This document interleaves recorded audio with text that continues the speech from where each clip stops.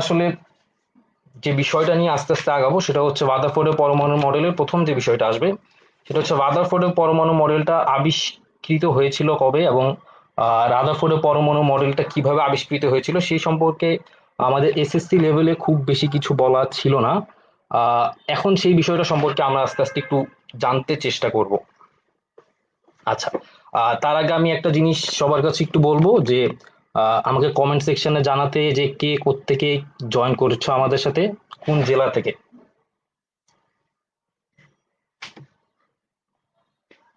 আচ্ছা, একজন লিখেছে সাউন্ড কম।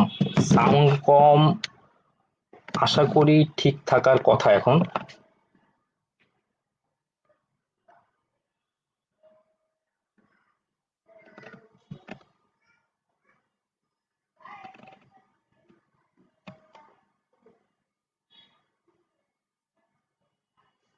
সাউন্ড কি ঠিক আছে কিনা আমাকে আরেকবার একটু জানাতে হবে।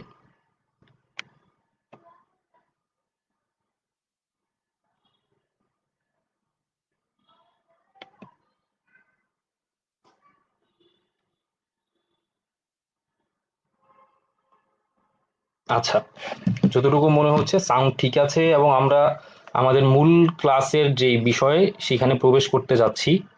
তোমাদের মধ্যে যদি এখনো কেউ সংযুক্ত হয়ে না থাকো, অথবা তোমার কোনো বন্ধু যদি এখনো সংযুক্ত না হয়, তাকে তুমি জানিয়ে দিতে পারো যে আমরা আমাদের ক্লাসটা শুরু করতে যাচ্ছি। ঠিক আছে, সাউন্ডটা ঠিক আছে, আমরা শুনতে পাচ্ছি, দেখতে পাচ্ছি এখান থেকে সবাই বলছে যে সাউন্ডটা ঠিক আছে। ওকে, তাহলে আমরা আমাদের মূল ক্লাসের যে অংশটা সেখানে প্রবেশ করতে পারি ধীরে ধীরে।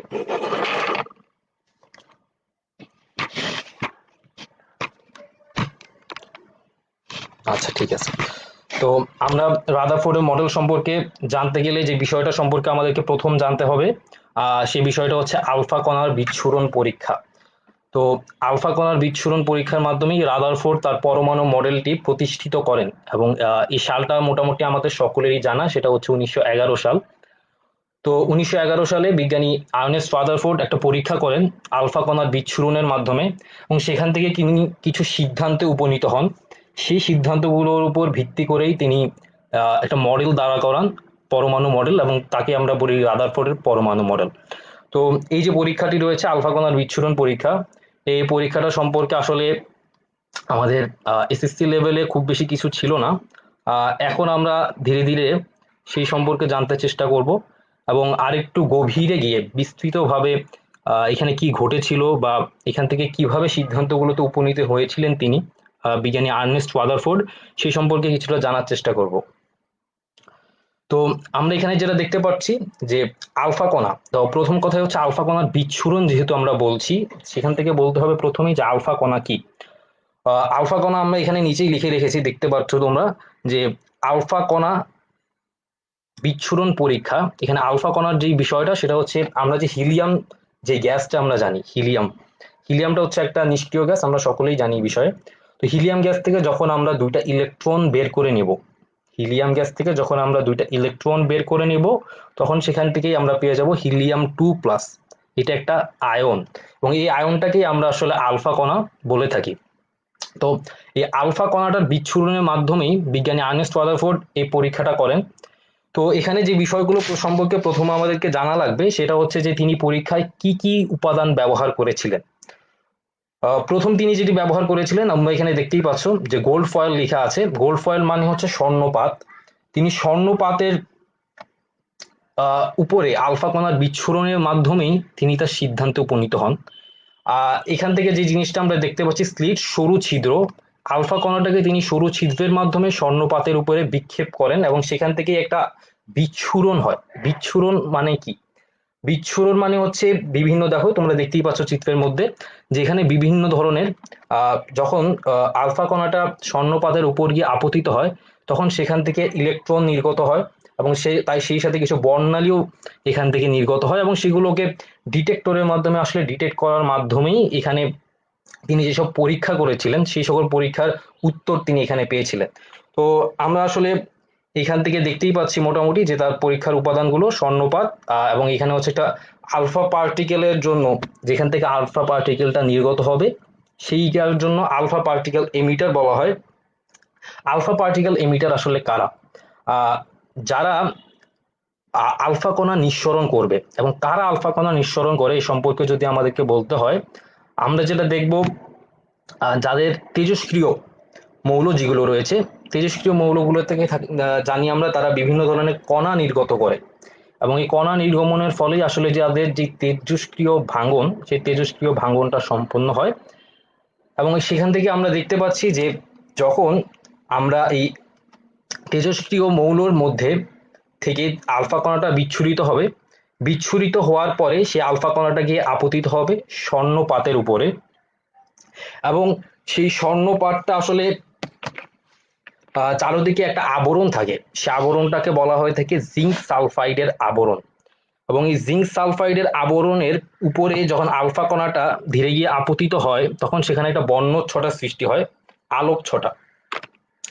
এবং এখান থেকেই আসলে আমরা বিভিন্ন সিদ্ধান্তে উপনীত হই, এবং এই আলোক ছটাগুলোকে আসলে কিছু ডিটেক্টরের মাধ্যমে এগুলোকে আমরা ডিটেক্ট করি, এবং সেখান থেকে আসলে সিদ্ধান্তগুলোতে উপনীত হওয়া সম্ভব হয়। এটা আসলে একটা বৃহৎ পরীক্ষার ব্যাপার, আমরা শুধু একটা সাধারণ আলোচনা করছি এখানে। এই সাধারণ আলোচনার মধ্য থেকে আমরা আসলে বোঝার চেষ্টা করব তার পরীক্ষাটা কি ছিল, এবং তার পরীক্ষা থেকে তিনি কিভাবে তার ফলাফলে উপনীত হন। তো প্রথম যে বিষয়টা আমরা এখান থেকে লক্ষ্য করব সেই জিনিসটা হচ্ছে যে এখানে দুটো চিত্র দেওয়া আছে, তোমরা দেখতে পাচ্ছ। এই চিত্র দুটার মধ্যে আমরা যেটা দেখছি যে এখান থেকে একটা রশ্মি সোজা বরাবর চলে গিয়েছে, আর আরেকটা রশ্মি এখানে বেঁকে গিয়েছে, নিচের চিত্রটাতেই আমরা দেখতে পাচ্ছি। প্রথম চিত্রটার দিকে যদি আমরা তাকাই, এখানে যেই এই গোল অংশগুলো রয়েছে এগুলো ছড়ানো ইলেকট্রনগুলো, তার মানে একটা পরমাণুতে ছড়িয়ে ছিটিয়ে থাকা যে ইলেকট্রনগুলো, সেই ইলেকট্রনগুলোকে এইখানে এই গোল যেই হালকা হলুদ বর্ণ বলতে পারো সেটা দিয়ে দেখানো হয়েছে। তো এখান থেকে আমাদেরকে আরেকটা বিষয় বুঝতে হবে যে আলফা কণা সেটা কিন্তু ধনাত্মক চার্জ যুক্ত বা ধনাত্মক আধান যুক্ত। এখন ধনাত্মক আধান যুক্ত আলফা কণা এবং ঋণাত্মক আধান যুক্ত ইলেকট্রন, যখন আমরা ধনাত্মক আধানযুক্ত আলফা কণাকে এই তেজস্ক্রিয় মৌল থেকে বের হয়ে গিয়ে একটা পরমাণুর ওখানে যখন এখানে আপতিত হবে, তখন সেখানে কি হবে, ভিতরে যে ইলেকট্রনগুলো রয়েছে সেই ইলেকট্রনগুলো অবশ্যই যে ধনাত্মক চার্জযুক্ত আলফা কণা রয়েছে তাকে আকর্ষণ করবে। তার মানে এখানে সহজেই বোঝা যাচ্ছে যে আলফা কণাটা এই সোজাসুজি চলে না গিয়ে এটা কি হবে, ইলেকট্রন দ্বারা আকর্ষিত হয়ে বেঁকে যাবে। এটা হবে হচ্ছে এখান থেকে একটা ঘটনা। আরেকটা ঘটনা হবে যে আলফা কণাটা যদি কোনো ফাঁকা জায়গার মধ্যে দিয়ে যায়, আলফা জায়গাটা যদি কোনো ফাঁকা জায়গার মধ্যে দিয়ে যায়, আমরা দেখতেই পাচ্ছি এই যে ফাঁকা জায়গাগুলো যেখানে ইলেকট্রন দ্বারা কোনোভাবেই কি হবে না, এইটা প্রভাবিত হবে না। সেই ক্ষেত্রে কি হবে, সেই ক্ষেত্রে আলফা কণাগুলো আর বেঁকে যাবে না, সোজাসুজি আলফা কণাগুলো যেই পথে এসেছিল ঠিক সেই পথেই সোজা বেরিয়ে যাবে। তাহলে এখান থেকে আমরা দুইটা ঘটনা দেখতে পাচ্ছি, একটা হচ্ছে ইলেকট্রনের আকর্ষণের কারণে, এই যে আমরা দেখতেই পাচ্ছি, এই যে জায়গাটা আমরা দেখতে পাচ্ছি, দেখো ইলেকট্রনের আকর্ষণের কারণে এই যে আলফা কণাটা সেটা বেঁকে গিয়েছে। কিন্তু এই যে দুইটা জায়গা আমরা আরো দেখতে পাচ্ছি এরকম, যে এইসব জায়গাগুলোতে কিন্তু আলফা কণাটা বেঁকে যায়নি। আচ্ছা, অনেকেই বলছে বুঝতে পারছে না, আমি আবার রিপিট করছি, সমস্যা নেই। বিষয়টা হচ্ছে আমরা যেটা বলেছি যে আলফা কণার বিচ্ছুরণ পরীক্ষাটা আমরা দেখছি। আলফা কণার বিচ্ছুরণ পরীক্ষার মধ্যে প্রথম যে জিনিসটা আমাদেরকে জানতে হবে সেটা হচ্ছে আলফা কণাটা কি। এখান থেকে আমরা আলফা কণাটা সম্পর্কে দেখতেই পাচ্ছি, এটা হচ্ছে আলফা কণা আমাদের, এবং আলফা কণার সংকেতটাও আমরা এখানে দেখিয়ে দিয়েছি, সেটা হচ্ছে হিলিয়াম 2+। তার মানে হচ্ছে হিলিয়াম থেকে দুইটা ইলেকট্রন যদি আমরা বের করে নিই তাহলে সেটাই হচ্ছে আমাদের আলফা কণা হয়ে যাবে। আলফা কণাটা আমরা এখান থেকে বুঝতে পারছি সেটা হচ্ছে ধনাত্মক চার্জযুক্ত, এবং আমরা সবাই জানি যে ইলেকট্রনগুলো, পরমাণুর মধ্যে যে ইলেকট্রনগুলো থাকে সেগুলো ঋণাত্মক চার্জযুক্ত। তো আমরা বলেছি যে তেজস্ক্রিয় মৌল থেকে যখন আলফা কণাটা, এই যে তেজস্ক্রিয় মৌল এটা, এই তেজস্ক্রিয় মৌলগুলোর আসলে আমরা রেডন ব্লক ইউজ করে থাকি, বা রেডিয়াম ব্লক যেটা আমরা বলি, রেডিয়াম ব্লক। তো রেডিয়াম ব্লক বা আমরা এই ধরনের তেজস্ক্রিয় মৌলের ভিতর থেকে যখন আলফা কণাটা নিঃসরিত হয়, সে আলফা কণাটা গিয়ে স্বর্ণপাতের উপরে আপতিত হবে। এবং আমরা বলেছি যে স্বর্ণপাতের উপরে এই যে স্বর্ণপাত আমরা দেখতে পাচ্ছি, স্বর্ণপাতের উপর গিয়ে আপতিত হচ্ছে, এবং সেই স্বর্ণপাতের উপরে আমরা যে আবরণটা দিয়ে রাখি, সেই আবরণটা হচ্ছে জিঙ্ক সালফাইডের আবরণ থাকে, এবং এখান থেকে একটা আলোকছটা সৃষ্টি হয়, এবং সেখান থেকে এটাকে এই যে ডিটেক্টরের মাধ্যমে আমরা ডিটেক্ট করে এই জিনিসগুলো আমরা কি করি, কিভাবে আলো বেঁকে গিয়েছে নাকি হিলিয়াম নিউক্লিয়াসটা কি বেঁকে গিয়েছে না সোজাসুজি বেরিয়ে গিয়েছে সেই জিনিসটা সম্পর্কে নিশ্চিত হই। তো এটা হচ্ছে মোটামুটি পরীক্ষার পদ্ধতি। তো আমরা যে সিদ্ধান্তগুলোতে কিভাবে উপনীত হয়েছিলেন সেই বিষয়টার দিকে যাচ্ছিলাম। আমরা বলেছি যে আলফা কণা যখন নির্গত হবে, আলফা কণা নির্গত হয়ে সেটা সোজাসুজি বেরিয়ে যাবে কিনা সেটা নির্ভর করবে যে ইলেকট্রন দ্বারা কি সে আকর্ষিত হচ্ছে কিনা। আমরা এই জায়গাটার মধ্যে দেখতে পাচ্ছি যে হিলিয়াম যে নিউক্লিয়াসটা সেটা সোজাসুজি না গিয়ে বেঁকে গিয়েছে। এইটার কারণটা হচ্ছে আমরা বলেছি যে ইলেকট্রন দ্বারা আকর্ষিত হওয়ার ফলে সে ইলেকট্রনের দিকে ছুটে গিয়েছে, এবং ইলেকট্রনের দিকে ছুটে যাওয়ার কারণেই সে বেঁকে গিয়েছে। আর যদি এমন হয় যে কোনো ফাঁকা জায়গার মধ্যে দিয়ে হিলিয়াম নিউক্লিয়াসটা সরাসরি বেরিয়ে যায় তাহলে সেই ক্ষেত্রে যে বিষয়টা হয় যে কোনো ধরনের বাঁকা বাঁকা পথ আমরা দেখতে পাই না, যেটা আমরা বির মধ্যে দেখতে পাচ্ছি। এইখানে কোনো হিলিয়াম নিউক্লিয়াস বেঁকে যায়নি। কোনো হিলিয়াম নিউক্লিয়াস বেঁকে না যাওয়ার কারণ আমরা দেখতে পাচ্ছি যেটা ফাঁকা জায়গার মধ্যে দিয়ে চলে গিয়েছে এবং ইলেকট্রন দ্বারা আকর্ষিত হয়নি। এখন আমি এই যে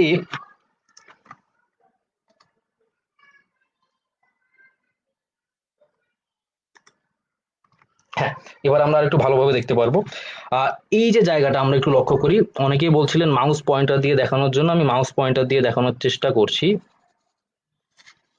ওকে, আমি যে জায়গাটা মার্ক করেছি, মার্ক করা জায়গায় যদি আমরা একটু লক্ষ্য করি, আমরা দেখব যে এই জায়গায় বেঁকে গিয়েছে।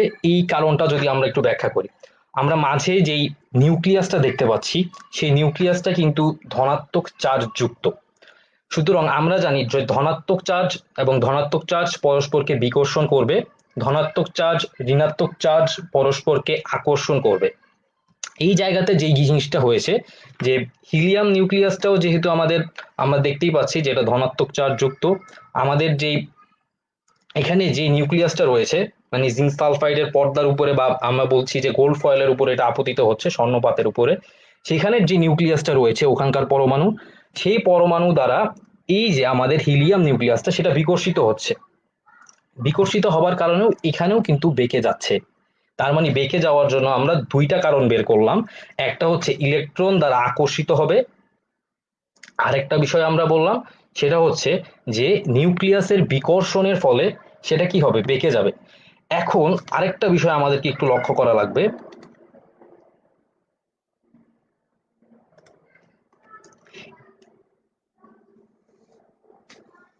হ্যাঁ, আরেকটা বিষয় যেটা আমাদেরকে লক্ষ্য করা লাগবে যে যে আলফা কণাটা নিঃসরিত হয়েছে, সে আলফা কণাটা যদি সরাসরি এসে নিউক্লিয়াসের উপরে আপতিত হয় তাহলে কি হবে। নিউক্লিয়াসটা আমরা জানি যে পরমাণুর কেন্দ্রে যে ভারী অংশটুকু সেটা হচ্ছে কিন্তু নিউক্লিয়াস। তো হিলিয়াম যে আলফা কণাটা রয়েছে, সেই আলফা কণাটাও কিন্তু যথেষ্ট ভারী একটা কণা। তো আমরা যেটা দেখতে পাই যে আলফা কণাটা যখন এসে সরাসরি নিউক্লিয়াসের উপর আপতিত হয়, সেটা কিন্তু পুরোপুরি 180 ডিগ্রি অ্যাঙ্গেলে আমরা দেখছি এখানে রোটেট করে চলে গিয়েছে। তার মানে আমরা এখান থেকে একটা সিদ্ধান্তে আসতে পারি যে পরমাণুর কেন্দ্রে যে নিউক্লিয়াসটা রয়েছে সেটা আলফা কণা থেকেও ভারী একটা কণা। এই সিদ্ধান্তে কিন্তু আমরা এখান থেকে উপনীত হতে পারি। এই বিষয়টা কিন্তু গুরুত্বপূর্ণ, এটা আমি আরেকবার রিপিট করছি। এইখান থেকে যে আলফা কণাটা বিচ্ছুরিত হয়েছিল, সেই আলফা কণাটা যদি সোজাসুজি এসে নিউক্লিয়াসের উপরে আপতিত হয়, সেই নিউক্লিয়াসটা থেকে এইটা পুরোপুরি 180 ডিগ্রি অ্যাঙ্গেলে আমরা দেখতেই পাচ্ছি উল্টো দিকে পুরোপুরি এটা চলে যাচ্ছে। তার মানে হিলিয়াম নিউক্লিয়াসটা থেকেও কিন্তু ভারী যেই বস্তুটা সেটা হচ্ছে কিন্তু আমাদের এই পরমাণুর নিউক্লিয়াস। তাহলে এখান থেকে মোটামুটি আমরা কয়েকটা সিদ্ধান্তে উপনীত হতে পারি, এবং এই জন্য আমাদেরকে যেই পরীক্ষার ফলাফলটা সেটা আমরা যেটা পাই বা রাদারফোর্ড যে ফলাফলটা পেয়েছিলেন সেটা ছিল এমন যে আমরা যতগুলো আলফা কণা বিচ্ছুরিত করি তার মধ্যে 99 ভাগই সোজাসুজি চলে যায়। আচ্ছা, যদি সোজাসুজি চলে যায় তার মানে হচ্ছে যে জায়গাগুলো অবশ্যই ফাঁকা ছিল, যার কারণে আলফা কণাগুলো ইলেকট্রন দ্বারাও আকর্ষিত হয়নি অথবা নিউক্লিয়াস দ্বারাও বিকর্ষিত হয়নি। এখান থেকে এই একটা সিদ্ধান্তে আমরা উপনীত হতে পারি। তারপর যে বিষয়টাতে তিনি দেখেছিলেন যে কিছু মাত্র আলফা কণা কিছুটা বেঁকে যায়, যেটা আমরা এখানে দেখতে পাচ্ছি যে কিছু আলফা কণা বেঁকে যায়। এই কিছু আলফা কণা যেগুলো বেঁকে যায়, সে আলফা কণাগুলো অবশ্যই বলতে হবে যে হয় ইলেকট্রন দিয়ে আকর্ষিত হয়েছে, নয় নিউক্লিয়াস দ্বারা বিকর্ষিত হয়েছে। তাহলে সেই ক্ষেত্রে আমরা দেখতেই পাচ্ছি যে খুব কম সংখ্যক আলফা কণা যেহেতু বেঁকে যায়, তার মানে নিউক্লিয়াসের পাশে যে ইলেকট্রনগুলো ছড়িয়ে ছিটিয়ে থাকে সেগুলো কিন্তু আসলে অনেক দূরে দূরে ছড়িয়ে ছিটিয়ে থাকে। আর আরেকটা বিষয় যেটা আমরা লক্ষ্য করছি যে মাত্র 20,000-এ একটি বলা চলে, হ্যাঁ, 20,000 আলফা কণা যদি আমরা নিঃসরিত করি, তার মধ্যে একটি মাত্র এই রকম ঠিক উল্টো দিকে ফিরে আসে। তার মানে এখান থেকে বোঝাই যাচ্ছে যে পরমাণুর পুরো যে অংশটুকু তার মধ্যে নিউক্লিয়াসটা খুব কম সংখ্যক জায়গা দখল করে রাখে। তাহলে আমি আশা করি মোটামুটি পরীক্ষা পদ্ধতি সম্পর্কে আমি বোঝাতে পারলাম। যদি না বুঝতে পারো আমাকে কমেন্টে একটু জানাতে হবে, তাহলে আমি আবার রিপিট করব। তারপর আমি একবার সাম আপ করে দিই জিনিসটা। সেটা হচ্ছে বিজ্ঞানী আর্নেস্ট রাদারফোর্ড তার সিদ্ধান্ত উপনীত হওয়ার জন্য যেই পরীক্ষাটা করেছিলেন সেটা হচ্ছে আলফা কণা বিচ্ছুরণ পরীক্ষা। এবং এই আলফা কণা বিচ্ছুরণ পরীক্ষার মধ্যে তেজস্ক্রিয় মৌল থেকে যখন আলফা কণাটা নিঃসরিত হয়, নিঃসরিত হয়ে গিয়ে যখন এটা সোজাসুজি গিয়ে জিঙ্ক সালফাইডের যে পর্দা সেখানে যখন আপতিত হয়, সেখানে আপতিত হওয়া আলফা কণার মধ্যে 99 ভাগ আলফা কণাই সোজাসুজি বেরিয়ে যায়। তার মানে সোজাসুজি বেরিয়ে যাওয়ার অর্থই হচ্ছে যে পরমাণুর মধ্যে অধিকাংশ স্থান ফাঁকা।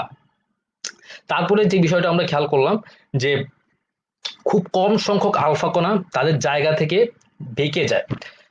তাহলে এখান থেকে যে সিদ্ধান্তটা আমরা নিতে পারি যে খুব সংখ্যক আলফা কণা যেহেতু বেঁকে যায়, তার মানে আহ, এই জায়গাগুলোতে যে ইলেকট্রন সেটাও আসলে খুব নগণ্য পরিমাণে জায়গায় দখল করে রাখে। এবং তার থেকেও বড় কথা যে 20,000 আলফা কণার মধ্যে মাত্র একটি আলফা কণা ঠিক উল্টো দিকে ফিরে আসে। তার মানে আহ যে বিষয়টা এখান থেকে আমরা বুঝতে পারছি যে নিউক্লিয়াস পুরো পরমাণুর মধ্যে খুব ছোট বা খুব সামান্য একটি জায়গায় দখল করে রাখে। এই জিনিসটাই মোটামুটি এখান থেকে আমরা বোঝাতে চাচ্ছিলাম। আশা করি সকলেই বুঝতে পেরেছো। এই বিষয়টাই আসলে আমরা এর পরবর্তীতে দেখতে পারবো।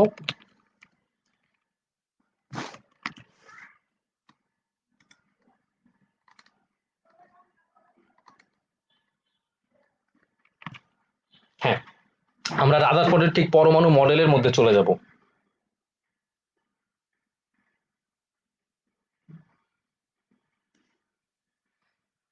রাদারফোর্ডের পরমাণু মডেলের মধ্যে আমরা চলে যাচ্ছি। তার যে স্বীকার্যগুলো ছিল আমরা এগুলো দেখতেই পাচ্ছি যে পরমাণুর কেন্দ্রস্থলে একটি ধনাত্মক চার্জ বিশিষ্ট ভারী বস্তু বিদ্যমান। এই ভারী বস্তু কণাকেই পরমাণুর কেন্দ্র বা নিউক্লিয়াস বলা হয়ে থাকে। এটা আমরা বলেই ফেলেছি যেহেতু আমাদের হিলিয়ামটা ধনাত্মক চার্জ যুক্ত ছিল এবং আমরা দেখেছি যে এটা আহ, ঠিক উল্টো দিকে ফিরে আসছে, তার মানে অবশ্যই এটা বিকশিত হয়েছে বলেই কিন্তু উল্টো দিকে ফিরে আসছে।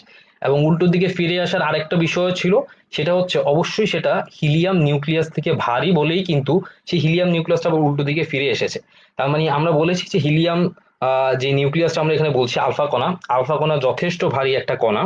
এবং সেই যথেষ্ট ভারী একটা কণা থেকেও অবশ্যই পরমাণুর যে নিউক্লিয়াসটা সেটা ভারী, তাই বলেই কিন্তু আলফা কণাটা ঠিক উল্টো দিকে ফিরে এসেছিল। এরপরের যে স্বীকার্যটা সেটা আমরা দেখতেই পাচ্ছি পরমাণুর মোট আয়তনের তুলনায় নিউক্লিয়াসের আয়তনটা খুবই নগণ্য।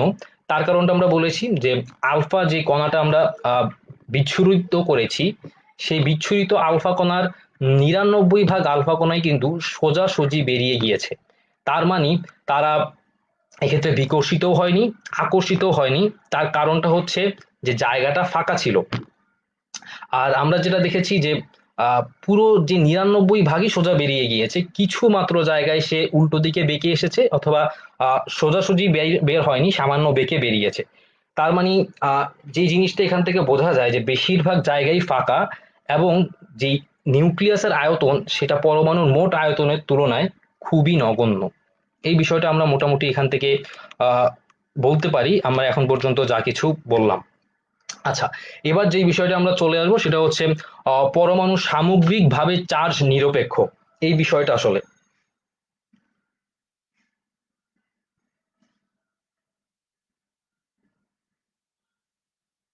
আচ্ছা, তো পরমাণু সামগ্রিকভাবে চার্জ নিরপেক্ষ এই বিষয়টা আমরা খুব সহজেই বলতে পারি। সেই বিষয়টা হচ্ছে যে আমরা জানি যে নিউক্লিয়াসের মধ্যে দুই ধরনের কণা বিদ্যমান থাকে, প্রোটন এবং হচ্ছে নিউট্রন। এবং পরমাণুর নিউক্লিয়াসের বাইরে যে অংশগুলো সেখানে আমাদের ইলেকট্রন গুলো ছড়িয়ে ছিটিয়ে থাকে। তো অবশ্যই চার্জ নিরপেক্ষ আমরা তখনই বলতে পারবো যখন আহ, পরমাণুর আহ, ধনাত্মক চার্জের সংখ্যা এবং ঋণাত্মক চার্জের সংখ্যা সমান হবে। তাহলে এখান থেকে যে জিনিসটা আমরা বলতে পারি যে পরমাণুর মধ্যে যত সংখ্যক ইলেকট্রন থাকবে ঠিক তত সংখ্যক প্রোটন থাকবে। তার মানে বোঝা যায় যে নিউক্লিয়াসের মধ্যে যত সংখ্যক প্রোটন থাকবে, নিউক্লিয়াসের বাইরে ঠিক তত সংখ্যক ইলেকট্রন থাকবে। যার কারণে আমরা বলতে পারবো যে এই একটি পরমাণু সামগ্রিকভাবে চার্জ নিরপেক্ষ। এবং এই জায়গায় আমরা একটা গুরুত্বপূর্ণ জায়গায় চলে এসেছি, সেই বিষয়টা হচ্ছে যে রাদারফোর্ডের মডেলে তিনি যেটা বলেছিলেন। আচ্ছা, রাদারফোর্ডের মডেলে তিনি যেটা বলেছিলেন যে সূর্যকে কেন্দ্র করে সৌরজগতের গ্রহগুলো যেইভাবে প্রদক্ষিণ করে, ঠিক একইভাবে নিউক্লিয়াসকে কেন্দ্র করে ইলেকট্রনগুলো প্রদক্ষিণ করে। তার মানে তিনি যেটা বলতে চেয়েছিলেন যে একটি পরমাণুর মডেল, এবং সেই মডেলটি আসলে সৌর মডেল যেটা আমরা বলে থাকি, সেই সৌর মডেলের সাথে সাদৃশ্যপূর্ণ। এবং এই বিষয়টার জন্য আসলে এটাকে সৌর মডেলও বলা হয়ে থাকে।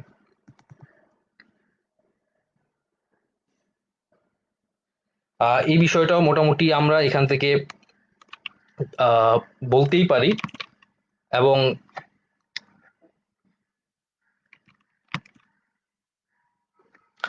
তারপরে যে বিষয়টাতে আমরা চলে যাব সেই বিষয়টা হচ্ছে যে একটা নিউক্লিয়াসকে চারদিকে ইলেকট্রন ঘুরছে। এখন এই নিউক্লিয়াসের চারদিকে ইলেকট্রন ঘুরছে, আমরা যদি বিষয়টাকে খুব স্বাভাবিকভাবে চিন্তা করে দেখি, আমরা একটি বলকে, একটা টেনিস বল হতে পারে, সেই টেনিস বলটাকে সুতা পেঁচিয়ে যদি আমি সুতাটাকে এক পাশ টেনিস বলের সাথে বেঁধে আরেক পাশ যদি আমি আমার হাতে রেখে টেনিস বলটাকে যদি ঘোরাই, তাহলে একটা জিনিস আমরা লক্ষ্য করতে পারবো। সেই বিষয়টা হচ্ছে টেনিস বলটা যখন ঘুরতে থাকবে তখন আমরা একটা হাতের টান অনুভব করব।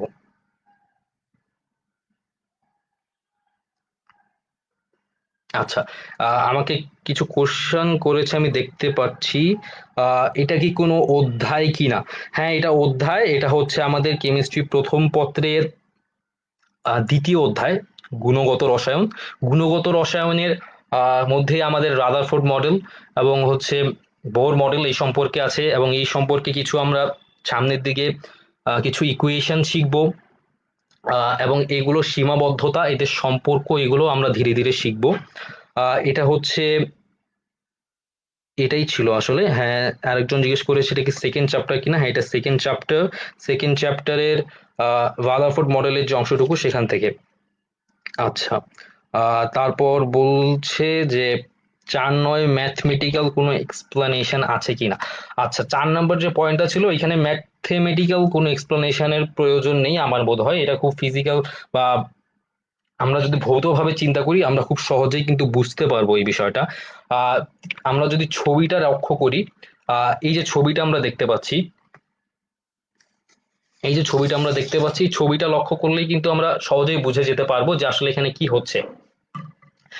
তুমি যদি খেয়াল করে দেখো যে আমাদের সৌরজগতে যে বিষয়টা হয়, সেই সৌরজগতে মাঝে সূর্য থাকে এবং সূর্যকে কেন্দ্র করে গ্রহগুলো ঘুরতে থাকে।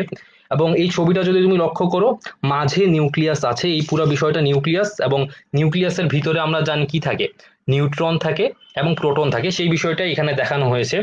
আর তার চারদিকে থাকে ইলেকট্রন। এই যে ইলেকট্রনগুলো আমরা দেখতেই পাচ্ছি যে সৌরজগতে ঠিক গ্রহগুলো যেইভাবে সূর্যকে প্রদক্ষিণ করে, এইখানেও ঠিক সেইভাবেই আহ ইলেকট্রনগুলো নিউক্লিয়াসকে প্রদক্ষিণ করছিল। এটা ছিল আসলে রাদারফোর্ডের পরমাণু মডেলের স্বীকার্যটুকু তিনি বলেছিলেন। তো আশা করি 4 নম্বর আহ 4 নম্বর পয়েন্টটা নিয়ে যে সমস্যাটুকু ছিল সেটা সমস্যা নেই। যদি কোনো সমস্যা থাকে আমাকে আবার জানাতে পারো। আচ্ছা, আমরা 5 নম্বর যে সমস্যাটা ছিল সেই 5 নম্বর যে পয়েন্টটা ছিল সেই পয়েন্টটাতে চলে যাচ্ছি। একজন বলছেন যে সলিউবিলিটি কি বুঝিয়ে দিবেন নাকি? হ্যাঁ, অবশ্যই আমরা সলিউবিলিটিতে আস্তে আস্তে যাব, এই অধ্যায়ের শেষের দিকে সলিউবিলিটি পার্টটা রয়েছে। আচ্ছা, তো আমরা বলেছি যে এইখান থেকে আমরা যে উদাহরণটা দিচ্ছিলাম যে একটা টেনিস বলকে যদি আমরা সুতা পেঁচিয়ে আরেক অংশটুকু হাতে নিয়ে ঘোরাই, আমরা যে জিনিসটা অনুভব করব যে আমাদের হাতে একটা টান অনুভব করব। এখন এই বিষয়টা আসলে কেন? বলটাকে যখন আমরা ঘুরাতে থাকি তখন এই বলটা আসলে ছিটকে বাইরের দিকে চলে যেতে চায়, এবং এই যে বলের কারণে এটি ছিটকে বাইরের দিকে চলে যেতে চায়, সেই বলটাকেই আমরা বলি আসলে কেন্দ্রমুখী কেন্দ্র বিমুখী বল। কেন্দ্র বিমুখী বল, তার মানে কেন্দ্র থেকে বাহিরের দিকে যেই বলটি ক্রিয়া করে, তাহলে সেটাই হচ্ছে কেন্দ্র বিমুখী বল। তার মানে ছিটকে যাওয়ার কারণটা হচ্ছে কিন্তু কেন্দ্র বিমুখী বল। কিন্তু আমরা বিভিন্ন সার্কাসের মধ্যে যেগুলো দেখতে পারি, যে আমরা যখন হাতি নিয়ে কিছু ঘোরাই বা যারা সার্কাস করে তারা যখন ঘোরাচ্ছে, সেই জিনিসটা কিন্তু ছিটকে চলে যায় না। সেই ছিটকে চলে না যাওয়ার কারণটা কিন্তু হচ্ছে আমি হাত দিয়ে টেনে ধরে রাখছি। হাত দিয়ে টেনে ধরে রাখার ফলে আমি এখানে একটা কেন্দ্রমুখী বলের সৃষ্টি করছি। আমরা এখানে একটা কেন্দ্রমুখী বলের সৃষ্টি করছি, এবং যতক্ষণ এই কেন্দ্রমুখী বল এবং কেন্দ্র বিমুখী বল এই দুটো সমান থাকবে ততক্ষণ এটি ঠিকভাবে ঘুরতে থাকবে। যে কোনো একটা বেশি বা কম, যদি কেন্দ্র বিমুখী বল বেশি হয়ে যায় এটা বাইরের দিকে ছিটকে চলে যাবে, আর কেন্দ্রমুখী বলটা যদি খুব বেশি হয়ে যায় তাহলে এটা ছিটকে মানে যিনি ঘোরাচ্ছেন তার দিকে মানে ভেতরের দিকে চলে আসবে। তাহলে এই বিষয়টা যদি আমরা বুঝতে পারি, এখান থেকে আমরা খুব সহজেই পরমাণু মডেলের মধ্যে ইলেকট্রনের যে বিষয়টা সেটা বুঝতে পারবো। আহ সেই বিষয়টা যদি আমরা একটু বোঝার চেষ্টা করি, যে হ্যাঁ, এই ছবিটা দেখলে আমরা বুঝতে পারবো। এখানে আমরা দেখতেই পাচ্ছি ইলেকট্রন যখন ঘুরছে, ইলেকট্রনের কেন্দ্রমুখী একটি বল রয়েছে এবং কেন্দ্র বিমুখী একটি বল রয়েছে। তো এই কেন্দ্রমুখী যে বলটা, এই বলটা আসলে কোথা থেকে আসে? যেমন আমি উদাহরণে বলেছিলাম যে হাত দিয়ে টেনে রাখার ফলে সুতা, সেখানে একটা কেন্দ্রমুখী বলের সৃষ্টি হয়। তো এখানে তো আমরা দেখতে পাচ্ছি যে নিউক্লিয়াসের জায়গায় রয়েছে আর ইলেকট্রনের জায়গায় রয়েছে। এই ক্ষেত্রে আসলে কেউ কাউকে টেনে ধরছে না বা তাদের মধ্যে সরাসরি কোনো সংযোগ নেই। যেহেতু সরাসরি কোনো সংযোগ নেই, তাহলে সেই ক্ষেত্রে আমরা তো এই জায়গায় ওই উদাহরণের সাথে ঠিক মেলাতে পারবো না। তো এই জায়গায় কেন্দ্রমুখী বল হিসেবে আসলে যেটা কাজ করে সেটা হচ্ছে স্থির বৈদ্যুতিক আকর্ষণ জনিত বল। স্থির বৈদ্যুতিক আকর্ষণ জনিত বল বলতেই এখান থেকে আমরা যেটা বুঝতে পারি, আমরা সকলেই জানা আছে যে ধনাত্মক চার্জ এবং ঋণাত্মক চার্জের মধ্যে একটি আকর্ষণ বল কাজ করে, এবং এই বলটাকেই আসলে বলা হয়ে থাকে স্থির বৈদ্যুতিক আকর্ষণ জনিত বল। এই স্থির বৈদ্যুতিক আকর্ষণ জনিত বলটি এখানে কেন্দ্রমুখী বল হিসেবে কাজ করবে। এবং যে জিনিসটা বলেছিলাম, কোনো কিছু যখন বৃত্তাকার পথে ঘুরতে থাকবে তখন সেখানে অবশ্যই একটি কেন্দ্র বিমুখী বলের সৃষ্টি হবে, যে কেন্দ্র বিমুখী বলটা ছিটকে নিয়ে যাবার চেষ্টা করবে। এখন তাহলে প্রশ্ন আসতেই পারে যে ইলেকট্রনের ক্ষেত্রে তাহলে কিভাবে এটি একটা কক্ষপথের মধ্যে ঘুরতে থাকে প্রতিনিয়ত। সেখান থেকে আসলে যে বিষয়টা আসে যে কেন্দ্রমুখী বল এবং কেন্দ্র বিমুখী বল এই ক্ষেত্রে সমান হয়, যার কারণে ইলেকট্রন একটা কক্ষপথে আহ বৃত্তাকার পথে কক্ষপথের মধ্যে সে অবিরত ঘুরতে থাকে। তো এখান থেকে এই বিষয়টা মোটামুটি আমরা বোঝার চেষ্টা করলাম, যেটা এইখানে 5 নম্বর পয়েন্টে আমাদের বলা ছিল। আহ এই বিষয়টাই এই ছবির মাধ্যমে আমরা বোঝার চেষ্টা করলাম, আশা করি সকলেই বুঝতে পেরেছো। এবার আমরা যে বিষয়টাতে চলে যাব সেটা হচ্ছে এই মডেলের সীমাবদ্ধতা। আচ্ছা, কিছু কোশ্চেন আমি দেখতে পাচ্ছি, সেই কোশ্চেনগুলোর অ্যান্সার আমি দিয়ে দেই। আহ বলেছে 4 নাম্বারটা ভুল কেন? 4 নাম্বারটা ভুল কেন সেটা যদি আমরা পুরোপুরি ভাবে জানতে চাই তাহলে আমাদেরকে ম্যাক্সওয়েলের তত্ত্ব সম্পর্কে জানা লাগবে। ম্যাক্সওয়েলের তত্ত্ব সম্পর্কে খুব গভীরভাবে বুঝতে পারলেই আসলে আমরা এই বিষয়টা বুঝতে পারবো, তারপরও আমরা এখানে কিছুটা বলার চেষ্টা করব। আচ্ছা, তারপরে কিছু কোশ্চেন ছিল যে স্যার সেকেন্ড চ্যাপ্টারের পেজ নাম্বার কত? সেকেন্ড চ্যাপ্টারের পেজ নাম্বার কত এটা তুমি নিজেই খুঁজে দেখতে পারো। রাদারফোর্ডের পরমাণু মডেল, এটা পেজ নাম্বার বলে দেওয়ার কোনো প্রয়োজন নেই, বই খুললেই তুমি আশা করি পেয়ে যাবে। আহ কার বই এবং কত এডিশনের? আচ্ছা, যাই হোক, আশা করি সকল প্রশ্নের উত্তর পেয়ে গিয়েছো তোমরা। যদি কোনো প্রশ্ন থাকে আমাকে জানাতে পারো কমেন্ট বক্সে। আচ্ছা, আমরা তাহলে এই মডেলের সীমাবদ্ধতা সমূহ রয়েছে, সেই সীমাবদ্ধতায় আমরা চলে যাই। আচ্ছা, কারো কোনো প্রশ্ন বা কোনো সমস্যা থাকলে আমাকে কমেন্ট বক্সে জানাতে পারো, আমি দেখবো এবং উত্তর দেওয়ার চেষ্টা করব। আমরা চলে যাই তাহলে এই মডেলের সীমাবদ্ধতায়।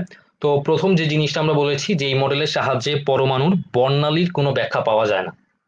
এখন প্রথম কথা বলতে হবে আমাদেরকে যে বর্ণালী বিষয়টা কি আসলে। বর্ণালী বিষয়টা কি, বিষয়টা বোঝার জন্য আমরা এই চিত্রটা একটু দেখতে পারি। এটা যদি আমি বলি যে এটা হাইড্রোজেন পরমাণু, যদি আমি বলি এটা হাইড্রোজেন পরমাণুর যেই প্রথম শক্তি স্তরে যে ইলেকট্রন আছে, আমরা সকলেই জানি হাইড্রোজেনের পারমাণবিক সংখ্যা 1। যেহেতু হাইড্রোজেনের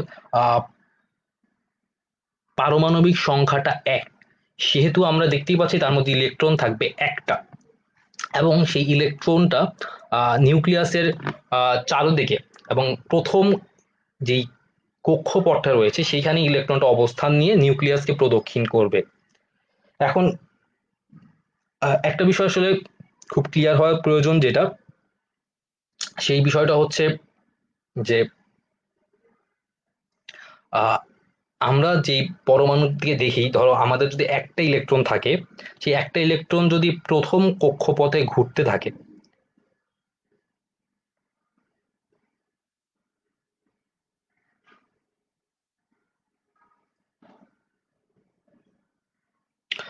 সেই ইলেকট্রনটা যদি প্রথম কক্ষপথে ঘুরতে থাকে, তার মানে কিন্তু এই নয় যে এখানে একটি মাত্র কক্ষপথ রয়েছে।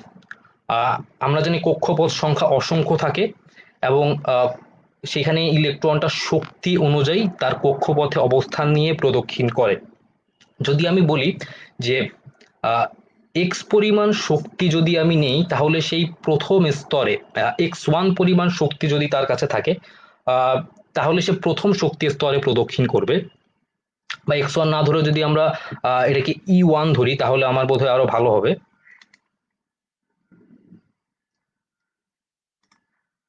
হ্যাঁ, আমরা যদি এটাকে E1 ধরি, প্রথম শক্তি স্তরে ঘোরার জন্য, ইলেকট্রনকে প্রদক্ষিণ করার জন্য যদি E1 পরিমাণ শক্তির প্রয়োজন হয়, তাহলে তার কাছে E1 পরিমাণ শক্তি যখন থাকবে, তখন সেই প্রথম স্তরে প্রদক্ষিণ করবে। যদি আমরা দ্বিতীয় শক্তি স্তরের শক্তিটাকে E2 ধরে নেই, তাহলে আমরা বলবো যে ইলেকট্রনটার কাছে যখনই E2 পরিমাণে শক্তি চলে আসবে, সে কিন্তু তখন আর E1 এর মধ্যে বসে থাকবে না। তার মানে সে, তার কাছে যখন আমি বাহির থেকে শক্তি দেব, তার শক্তি বৃদ্ধি পাবে। সে শক্তি বৃদ্ধি পেলে সে কিন্তু প্রথম কক্ষপথে বসে থাকবে না, সে চাবে উচ্চতর কোনো শক্তি স্তরে চলে যেতে।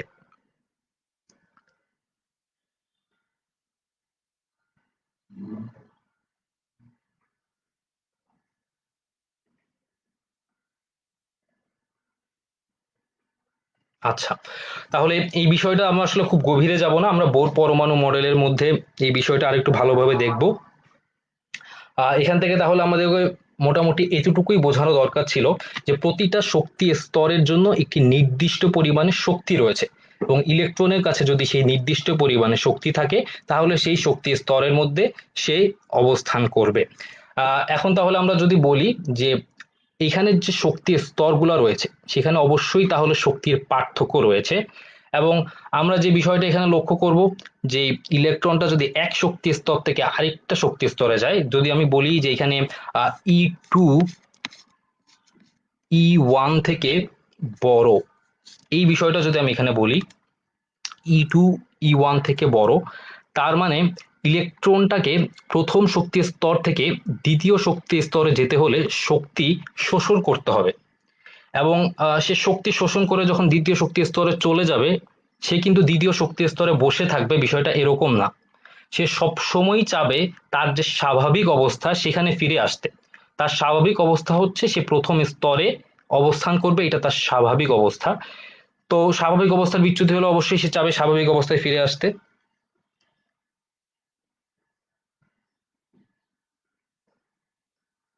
স্বাভাবিক স্তরে যখনই সে ফিরে আসতে চাবে, তার মানে তার কাছে আগে বেশি পরিমাণে শক্তি ছিল, বেশি পরিমাণে শক্তি ছিল E2। এখন তার কাছে যেই আবার আগের জায়গায় ফিরে আসতে চাচ্ছে, তার মানে তাকে E1 পরিমাণে শক্তিতে ফিরে আসতে হবে। E1 পরিমাণে শক্তিতে যখনই ফিরে আসতে চাবে, তখন আমরা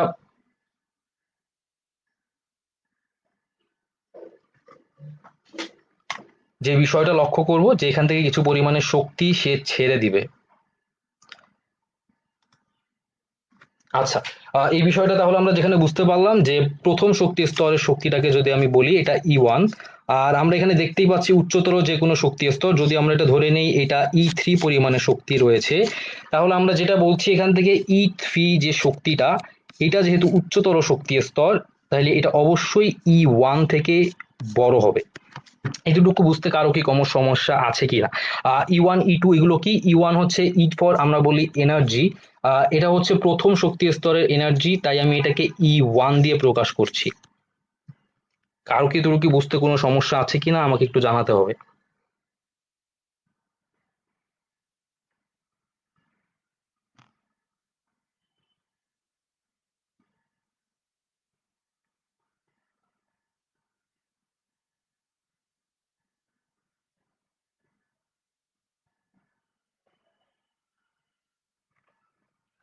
আশা করি এতটুকু বুঝতে কারো কোনো সমস্যা নেই। তার মানে প্রথম শক্তি স্তরের যে শক্তিটুকু সেটি তৃতীয় স্তরের শক্তি থেকে অবশ্যই ছোট, এবং আমরা বলেছি যে প্রথম শক্তি স্তরে ইলেকট্রনটা থাকবে, এটা হচ্ছে আমাদের একটা স্বাভাবিক বিষয়। তৃতীয় স্তরে যখন চলে যাবে সেটা তার জন্য একটা অস্বাভাবিক হয়ে যাবে, এবং সে অবশ্যই চাবে তার স্বাভাবিক অবস্থায় অবস্থান করতে। তাহলে সে কি করবে? সে শক্তি ছেড়ে দিয়ে তার প্রথম যে শক্তি স্তরটায়, সেই শক্তি স্তরটাতেই চলে আসবে। আহ, আমরা আসলে এনার্জি E1 E3 এগুলো দিয়ে এটা ভ্যালুকে রিপ্রেজেন্ট করছি, সেই ভ্যালুটা এক্স্যাক্টলি আমরা বলছি না। অবশ্যই প্রত্যেকটি শক্তি স্তরের জন্য কিছু নির্দিষ্ট পরিমাণের শক্তি থাকে। আহ, তাহলে আমরা এখান থেকে যে বিষয়টুকু বুঝতে পারলাম যে সেই শক্তিটুকু যখন তৃতীয় স্তর থেকে প্রথম স্তরে চলে আসবে তখন শক্তিটা ছেড়ে দিবে। শক্তি ছেড়ে দিলেই কিন্তু সে E1 পরিমাণ শক্তি লাভ করবে এবং সে প্রথম স্তরে আবার অবস্থান করবে। তো আমরা বলেছি E3 E1 থেকে বড়, তার মানে সে শক্তি যখন ছেড়ে দিবে কিছু পরিমাণে শক্তি বাহিরে বেরিয়ে আসবে।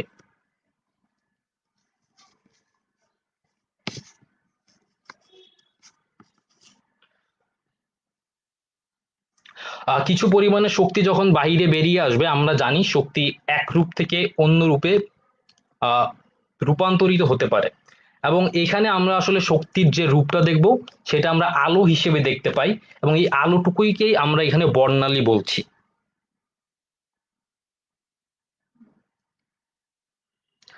আমি যতটুকু পড়িয়েছি এতটুকু বুঝতে কারো কোনো সমস্যা থাকলে আমাকে একটু জানাতে হবে। আমি কিছু কোশ্চেন পেয়েছি, কোশ্চেনের অ্যান্সার গুলো আমি দিব।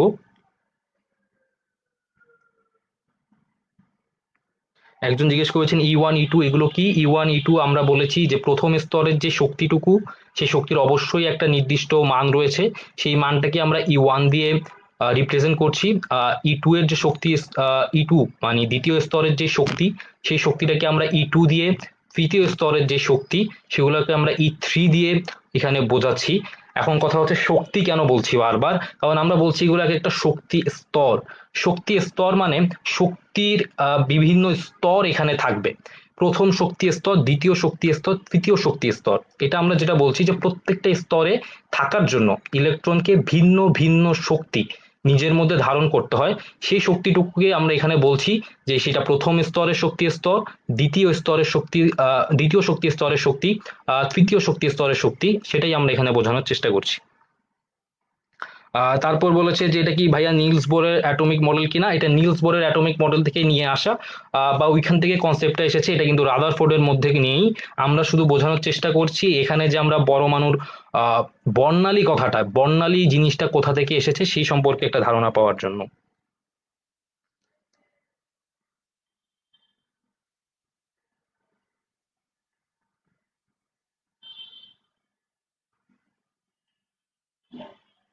আচ্ছা, আমি আরো কিছু কোশ্চেন পেয়েছি। কখন আবার নিজ অবস্থাতে ফেরত যাবে? মুনতাসিরুল মমিন মোয়াজ প্রশ্ন করেছেন।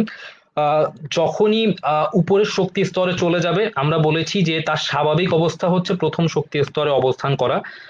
তৃতীয় শক্তি স্তরের মধ্যে চলে যায়, শুধু যে তৃতীয়তেই যাবে বিষয়টা এমন না। দ্বিতীয়তে যেতে পারে, তৃতীয়তে যেতে পারে, চতুর্থতে যেতে পারে, আরো উচ্চতর কোনো শক্তি স্তরেও যেতে পারে।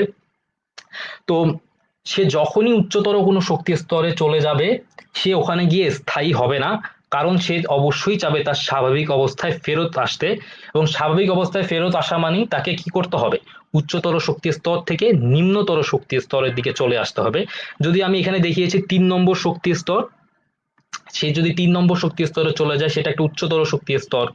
এখন সে অবশ্যই স্বাভাবিক অবস্থা হচ্ছে তার প্রথম শক্তি স্তরে থাকাটা তার জন্য স্বাভাবিক, এবং সেই কারণেই সে তৃতীয় স্তরে না থেকে সে অবশ্যই কি করবে, প্রথম শক্তি স্তরে চলে আসবে। এই বিষয়টার ব্যাখ্যা আরেকটু ভালোভাবে দেওয়া যায়, ওইটা অবশ্যই আমরা বোর মডেলে আরেকটু ভালোভাবে এই জিনিসটা ব্যাখ্যা করার চেষ্টা করব। আশা করি এই বিষয়টাতে আর কারো কোনো সমস্যা নেই।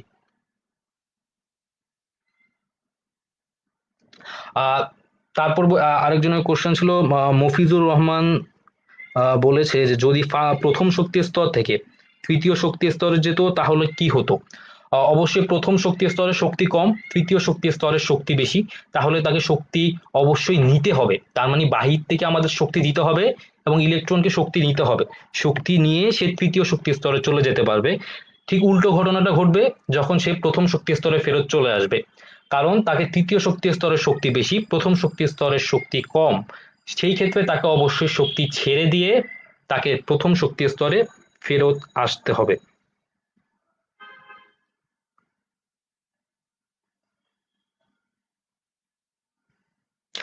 আচ্ছা, লাইট হয়ে বের হয়ে যাবে তো তখন যখন কেউ শক্তি ছেড়ে দিবে। মফিজুর রহমান যে কোশ্চেনটা করেছে সেখানে তো শক্তি ছেড়ে দিচ্ছে না আসলে। যখন আমি প্রথম থেকে তৃতীয় শক্তি স্তরে যাচ্ছি তখন কিন্তু শক্তি ছাড়ছে না, তখন আমি শক্তি বাইরে থেকে নিচ্ছি। যখন আমি তৃতীয় শক্তি স্তর থেকে প্রথম শক্তি স্তরে ফিরে আসছি তখন আমার শক্তির কম প্রয়োজন, আগে থেকে আরো কম শক্তির প্রয়োজন। তাহলে আমি যেই বাড়তি শক্তিটুকু থাকবে সেটা ছেড়ে দিব, এবং সেই বাড়তি যে শক্তিটুকু ছেড়ে দিবে সেই শক্তিটুকুই কিন্তু এখানে আলোতে রূপান্তরিত হবে এবং সেটাই থেকেই আমরা বর্ণালী সৃষ্টি হবে বলছি।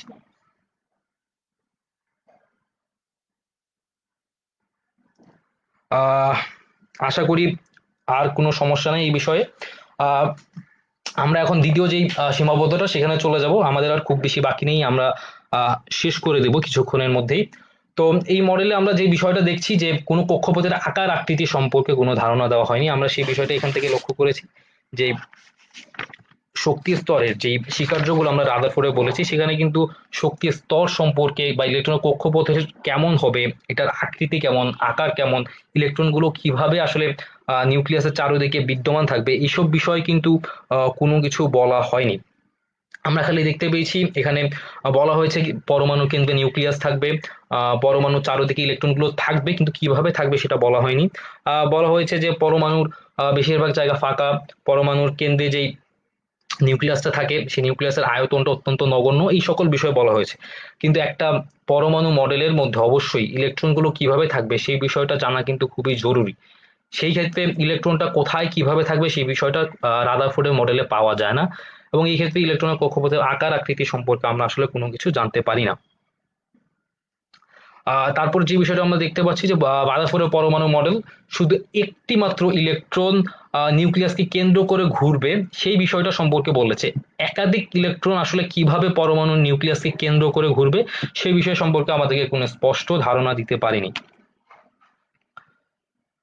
আমরা মোটামুটি এখান থেকে জানতে পেরেছি। আমরা তারপর বলছি যে ইলেকট্রনিক কৌণিক ভরবেগ সম্পর্কে কোনো ধারণা দেয়নি। আচ্ছা, এখান থেকে যে বিষয়টা আমাদের চলে আসছে সেটা হচ্ছে কৌণিক ভরবেগ। এই বিষয়টা সম্পর্কে আমরা আজকে আলোচনা করছি না, আমরা বোর মডেলে এই সম্পর্কে বিস্তারিত আলোচনা করব, এবং বোর মডেলে এই সম্পর্কে আসলে অনেক কিছু বিস্তারিতভাবে আলোচনা করা হয়েছে। এখানে শুধু সেই জিনিসটাই বোঝাতে চাচ্ছে যে ইলেকট্রনের কৌণিক ভরবেগ সম্পর্কেও রাদারফোর্ড আমাদেরকে কোনো ধারণা দিয়ে যেতে পারেননি। এবং সর্বশেষ যে কথাটা আমরা বলতে চাচ্ছি সেটা হচ্ছে, অলরেডি এই বিষয়ে হয়তো বা একজন দেখেছি আমি একজন প্রশ্ন করেছো যে রাদারফোর্ডের পরমাণু মডেলকে যে সৌরজগতের সঙ্গে তুলনা করা হয়েছে সেই ক্ষেত্রে আসলে সমস্যাটা কি। সমস্যাটা আসলে আমরা যেটা বলতে চাচ্ছি যে রাদারফোর্ডের পরমাণু মডেলের মধ্যে অবশ্যই যেটা পরমাণু মডেল এখানে আছে নিউক্লিয়াস, ইলেকট্রন, নিউক্লিয়াসের মধ্যে আছে প্রোটন, নিউট্রন। আমরা জানি প্রোটন হচ্ছে ধনাত্মক চার্জযুক্ত, ইলেকট্রন গুলো হচ্ছে ঋণাত্মক চার্জযুক্ত, এবং নিউট্রন গুলো হচ্ছে চার্জ নিরপেক্ষ। এবং এই বিষয়টা যদি আমরা এখানে লক্ষ্য করি যে সৌরজগতের যে সূর্য রয়েছে কিংবা যে গ্রহগুলো রয়েছে এগুলো কিন্তু কেউই চার্জ যুক্ত নয়। তার মানে সৌরজগতে যে সূর্য রয়েছে সূর্যের কোনো চার্জ নেই, গ্রহগুলো রয়েছে গ্রহগুলোর কিন্তু কোনো চার্জ নেই, মানে কি এদের চার্জ নিরপেক্ষ। কিন্তু পরমাণু মডেলের মধ্যে আমরা যে বিষয়টুকু বলছি ইলেকট্রন এবং প্রোটনের কথা, বা নিউট্রন তো চার্জ নিরপেক্ষ, ইলেকট্রনের কথা বলছি ইলেকট্রন ঋণাত্মক চার্জ যুক্ত, আমাদের নিউক্লিয়াসের মধ্যে রয়েছে প্রোটন, প্রোটন ধনাত্মক চার্জযুক্ত। তার মানে এখানে যে নিউক্লিয়াসটাকে সূর্যের সঙ্গে তুলনা করা হলো এবং বাহিরের যে ইলেকট্রনগুলোকে গ্রহের সঙ্গে তুলনা করা হলো, সেটার মধ্যে আসলে খুব বেশি সামঞ্জস্য থাকছে না। এই বিষয়টাকে আসলে আমাদের ম্যাক্সওয়েল খুব সুন্দর করে ব্যাখ্যা করেছেন, যদিও আমাদের এই এইচএসসি লেভেলে ম্যাক্সওয়েল সম্পর্কে খুব বেশি কিছু জানানো হয়নি।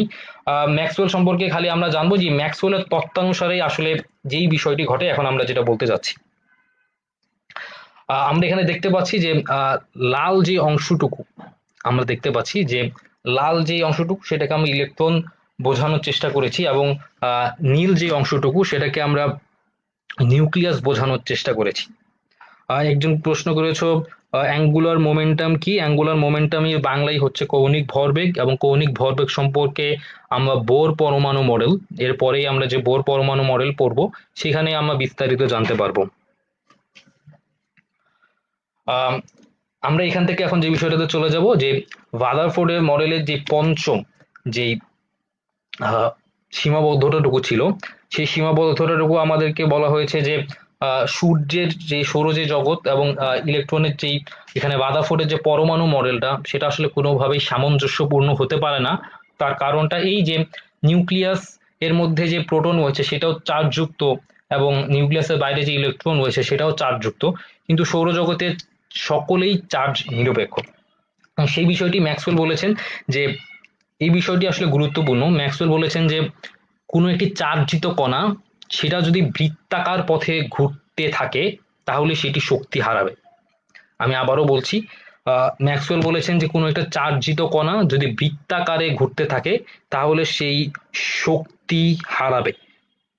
তাহলে এই বিষয়টা যদি আমরা একটু লক্ষ্য করি যে একটা ইলেকট্রন বৃত্তাকার পথে ঘুরছে, এবং ম্যাক্সওয়েলের তত্ত্বানুসারে যেহেতু ইলেকট্রনটি একটি চার্জিত কণা, এটি বৃত্তাকার পথে ঘুরতে থাকলে এটি শক্তি হারাতে থাকবে।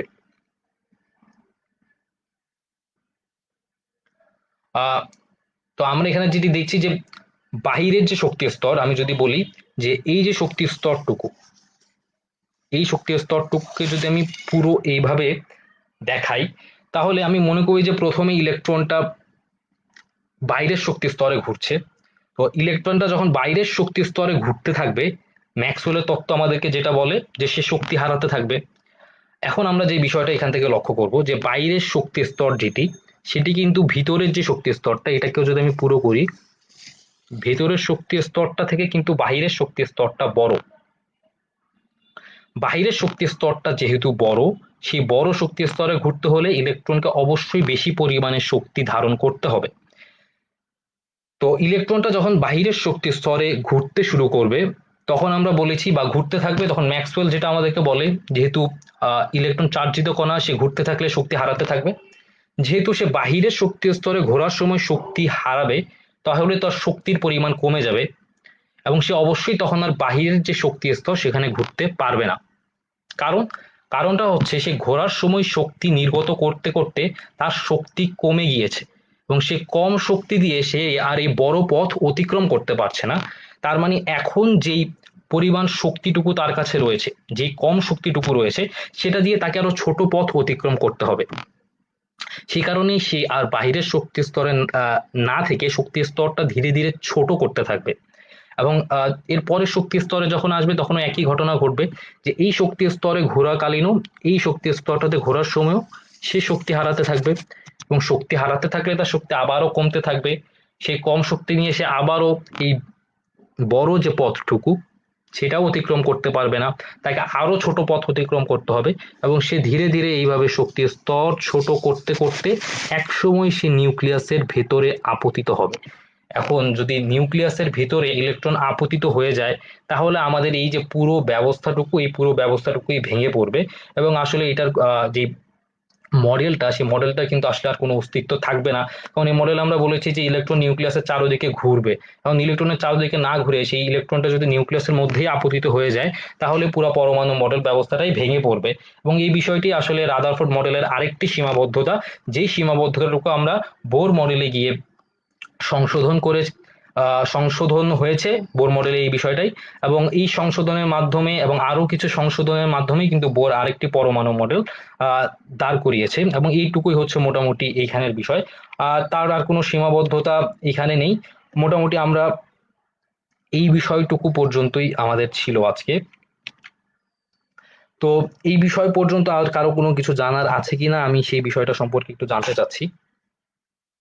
কারো কোনো কিছু বুঝতে অসুবিধা হলে আমাকে আবার একটু জানাতে হবে, আমরা আর কিছুক্ষণের মধ্যেই ক্লাস শেষ করতে যাচ্ছি।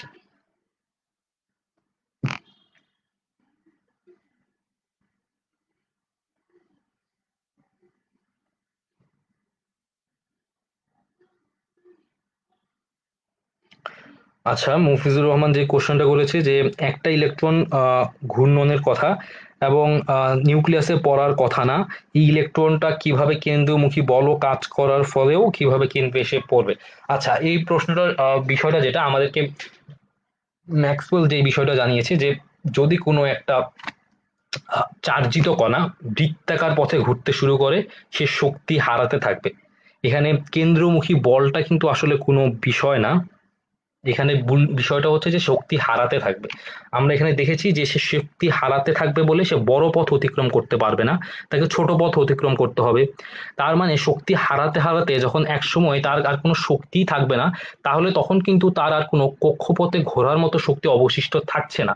এবং কক্ষপথের বাইরে কক্ষপথে ঘোরার মতো বা সে বড় সেই পরিমাণ বড় একটা শক্তি স্তরে ঘোরার মতো বড় পথ অতিক্রম করার মতো যদি তার শক্তি না থাকে, তাহলে অবশ্যই কিন্তু সে নিউক্লিয়াসে গিয়ে আপতিত হবে।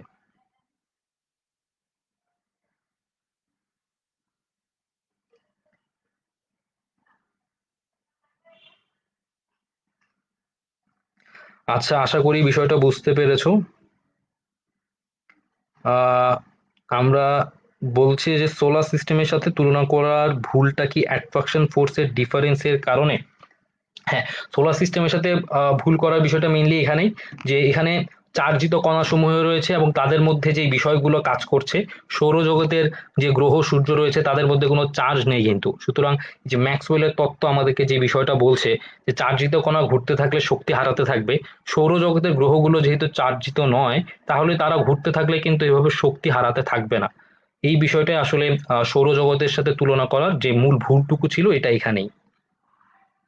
আমরা বোধহয় এখানেই মোটামুটি আজকে যে বিষয়বস্তু ছিল আমাদের আজকের ক্লাসের, রসায়ন প্রথম পত্রের দ্বিতীয় অধ্যায় গুণগত রসায়ন, তার যে রাদারফোর্ডের পরমাণু মডেলের স্বীকার্যগুলো, তার স্বর্ণপাতের যে আলফা কণার বিচ্ছুরণ পরীক্ষা, সেই বিচ্ছুরণ পরীক্ষা এবং তার সীমাবদ্ধতাটুকু, এতটুকু আমরা মোটামুটি আজকের ক্লাসে কভার করার চেষ্টা করেছি।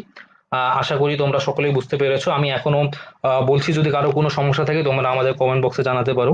আর আমাদের এই ক্লাসটুকু হচ্ছে আমাদের এইচএসসি যারা ফার্স্ট ইয়ার তাদের জন্য। আমাদের এখন আসলে খুবই একটা কঠিন সময় পার করছি আমরা। এই কঠিন সময়টুকুতে আসলে শিক্ষা ব্যবস্থা পুরো পৃথিবীতেই আসলে খুবই স্থবির হয়ে পড়েছে, এবং বলতে গেলে সব শিক্ষা প্রতিষ্ঠানই তাদের কার্যক্রম চালাতে ব্যর্থ হচ্ছে। এবং এই অবস্থার মধ্যে সানরাইজ একাডেমিক কেয়ার তাদের পক্ষ থেকে শুরু করেছে এইচএসসি যারা ফার্স্ট ইয়ার হয়েছে তাদের জন্য, এবং তারই অংশ হিসেবে আজকে রসায়নের ফ্রি ক্লাসের আয়োজন করেছে তারা। এবং টপিকসটা আমরা দেখেছি আহ অধ্যায় 2 এর গুণগত রসায়ন, সেখান থেকে রাদারফোর্ডের পরমাণু মডেল। তো